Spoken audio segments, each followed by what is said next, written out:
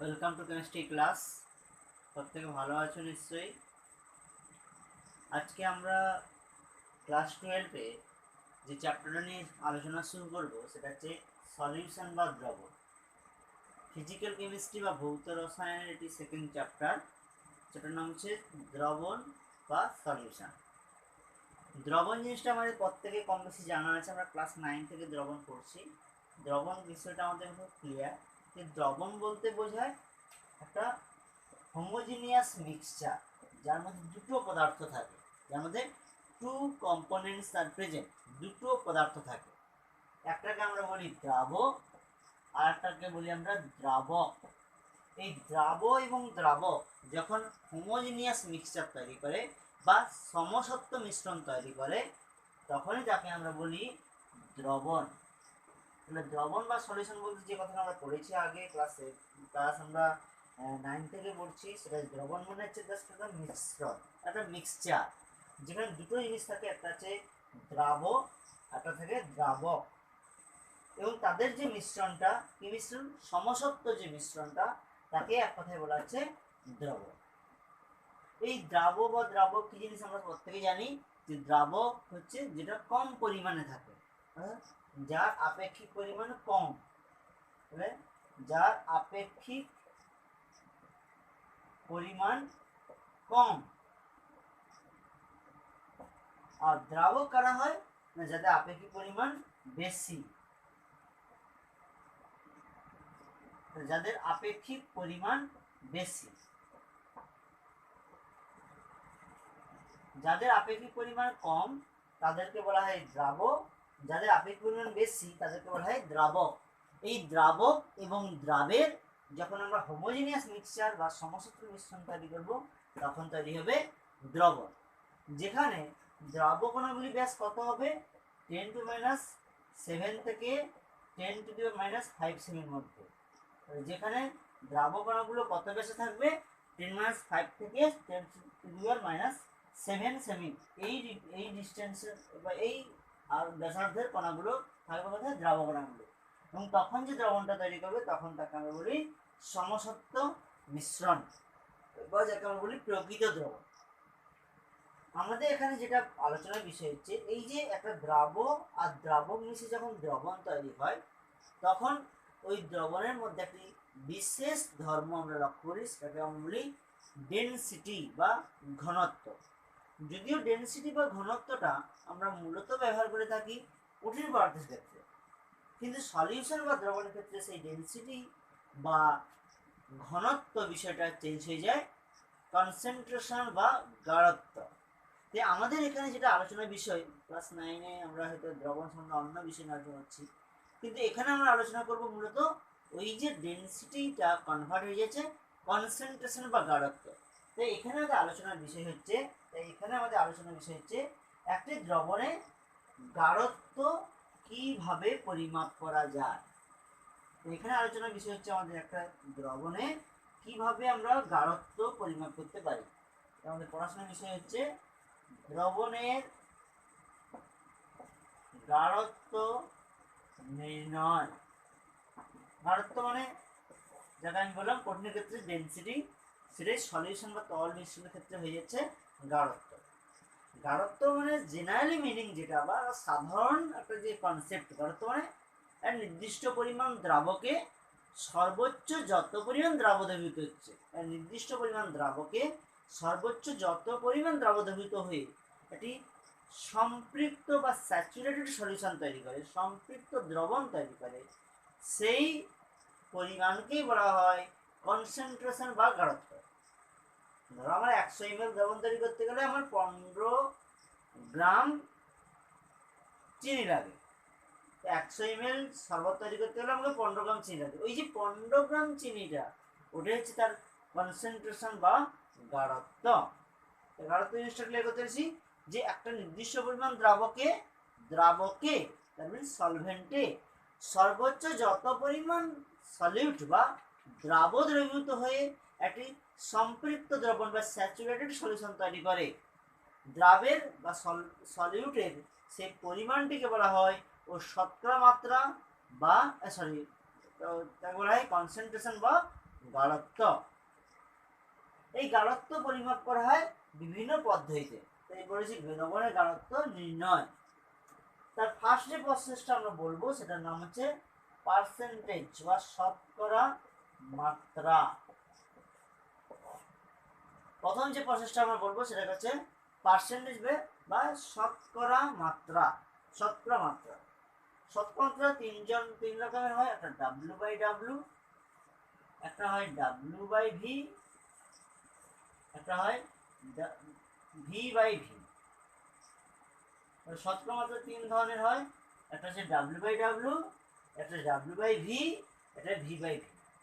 শতকরা মাত্রা বলতে কি বোঝায়? আমি এখনই যে ডেফিনেশনটা দিয়েছিলাম, এখনই যে এক্সাম্পলটা দিয়েছিলাম, সেই এক্সাম্পলটাই, অর্থাৎ প্রতি 100 গ্রাম দ্রাবকে বা প্রতি 100 ভাগ দ্রাবকে সর্বোচ্চ যত ভাগ দ্রব দ্রবীভূত হয়ে একটা সম্পৃক্ত দ্রবণ তৈরি করে তাকেই বলা হয় ওই দ্রাবের শতকরা মাত্রা।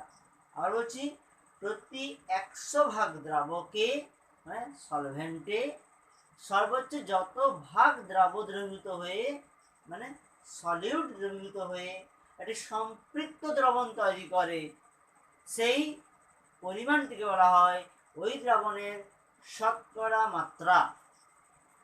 এটা W/W মিন্স ওজন শতকরা মাত্রা, মানে যেখানে দ্রাব আর দ্রাবক দুটো হচ্ছে কঠিন পদার্থ। W/V হচ্ছে ওজন আয়তন শতকরা মাত্রা, যেখানে দ্রাবটা কঠিন পদার্থ হলেও দ্রবণটা তরল। V/V আয়তন শতকরা মাত্রা, যেখানে দ্রাব এবং দ্রবণ উভয়ই লিকুইড বা তরল দশায় আছে। ওকে, তো এটা তিন ধরনের হয়, W/W, W/V, V/V। প্রথম হচ্ছে W/W। W/W কি?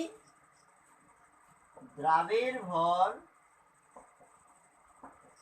গ্রাম বাই দ্রবণের ভর gram into 100।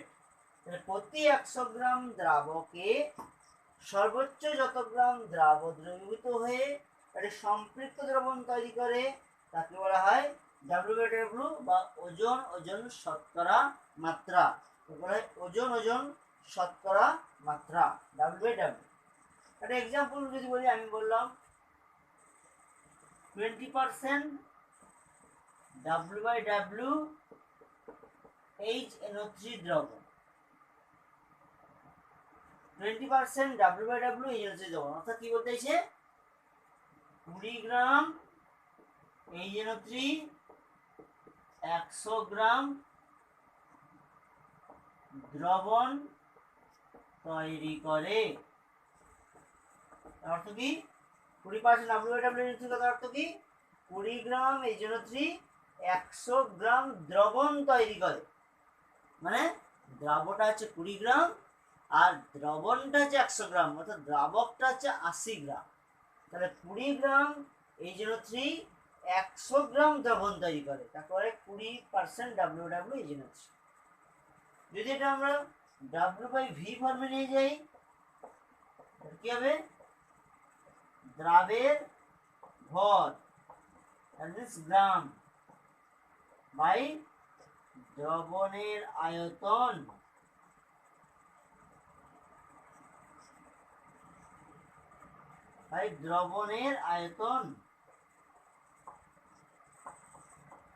Into 100, that is ml। তাহলে W/V কথা হতো দ্রাবের ভর বাই দ্রবণের আয়তন মিলিলিটার ইন্টু 100। যেটা আমি বললাম 20% W/V HNO3 দ্রবণ, 20% W/V HNO3 দ্রবণ, অর্থাৎ 20 গ্রাম HNO3 100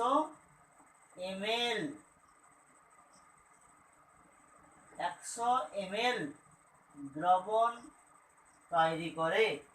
20% W/V HNO3 দ্রবণ কথা হতো কি? 20 গ্রাম HNO3 100 ml দ্রবণ তৈরি করে। 20 গ্রাম HNO3 100 ml দ্রবণ তৈরি করে। 20 গ্রাম HNO3 100 ml দ্রবণ তৈরি করে। ওকে, এটা হচ্ছে ডাব্লিউ বাই ভি। লাস্ট হচ্ছে ভি বাই ভি, অর্থাৎ দ্রবণের আয়তন, that is ml by দ্রাবের আয়তন বা ml বাই দ্রবণের আয়তন, that is also ml into 100। V by V কথা তো দ্রাবেরও আয়তন, অর্থাৎ প্রতি 100 ml দ্রবণে যত ml কোন দ্রাব দ্রবীভূত হয়ে একটি সম্পৃক্ত দ্রবণ তৈরি করে তাকেই বলা হচ্ছে ভি বাই ভি। অর্থাৎ আমি যদি বলি 20% ভি বাই ভি এই হচ্ছে দ্রবণ, 20% ভি বাই ভি এই হচ্ছে দ্রবণ, মানে 20 গ্রাম নয়, তখন হয়ে যাবে 20 ml। 20 ml এই জন্য 3 100 ml দ্রবণ তৈরি করে, 20 ml এই জন্য 3 100 ml দ্রবণ তৈরি করে। তাহলে আমরা কোনো একটা দ্রবণের গাঢ়ত্ব বা মাত্রা নির্ণয় করার জন্য প্রথম যে প্রসেসটা লাগালাম তার নামটা কি শতকরা মাত্রা, এবং যেটা 3টে এককে পরিমাপ করা যায়। নেক্সট যেটা দেখাবো সেটা হচ্ছে নরমালিটি। পরিমাপ করার জন্য বা গাঢ়ত্ব পরিমাপের জন্য সেকেন্ড যে প্রসেসটা শেখাবো সেটা হচ্ছে নরমালিটি। এগুলো ভালো করে দেখে রাখতে হবে, কেন আমাদের এইগুলো থেকে পড়তে গেলে অঙ্ক আসবে বা ম্যাথমেটিক্যাল এক্সাম্পল করতে হবে। অথবা এছাড়া যদি আমরা ইন্ডিভিজুয়াল যদি কেমিস্ট্রি পড়াশোনা করি তাহলে কেমিস্ট্রিতে যখন সলিউশন প্রিপারেশন করতে হয় বা ল্যাবরেটরিতে দ্রবণ তৈরি করতে হয়, তখন এই দ্রবণ তৈরি করার প্রসেস বা কীভাবে দ্রবণ তৈরি করবো আমরা এই প্রসেসগুলোতে ফলো করতে পারি। 2 নম্বর প্রসেস হচ্ছে নরমালিটি, যাকে আমরা ক্যাপিটাল এন অক্ষরে সূচিত করি। নরমালিটি যাকে আমরা ক্যাপিটাল এন অক্ষরে সূচিত করি। নরমালিটি সূত্রটা কি তাহলে? না, নরমালিটি সমান দ্রবণের নরমালিটি সমান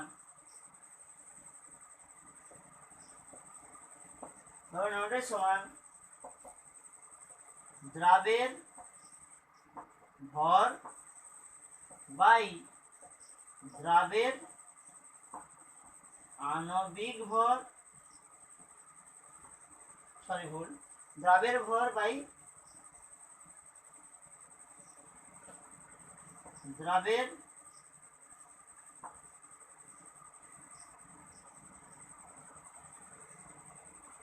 তুল্যাঙ্ক ভার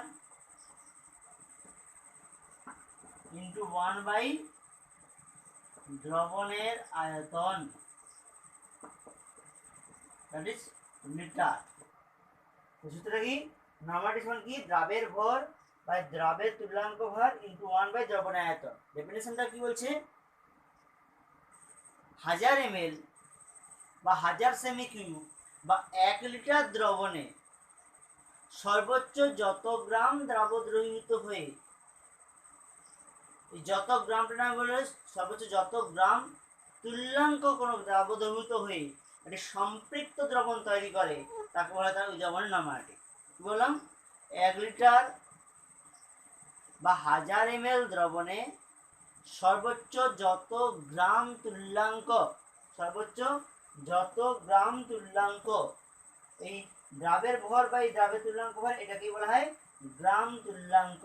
সর্বোচ্চ যত গ্রাম তুল্যাঙ্ক কোনো দ্রাব দ্রবীভূত হয়ে একটি সম্পৃক্ত দ্রবণ তৈরি করে, দ্রাবের সেই গ্রাম তুল্যাঙ্ক সংখ্যাটিকে বলা হয় ওই দ্রবণের নরমালিটি। আমি আবার বলছি, তাহলে কি বলছি?